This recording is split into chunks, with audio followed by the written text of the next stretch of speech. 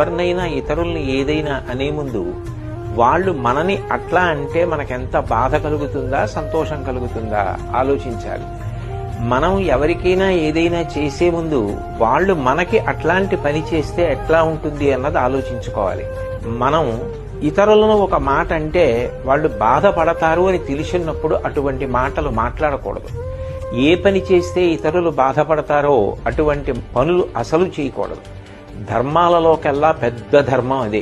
ఈ సంయమనం అన్నది పాటించాలి. 84 లక్షల జీవరాశులలో వాక్కు ఉన్నది మనుష్యుడికొక్కడే. ఆ మనుష్యుడు తన వాక్కుని 10 మంది శాంతి కోసం సంతోషం కోసం వాడాలి తప్ప ఇతరుల మనసులు గాయపడడానికి మాటని వాడకూడదు.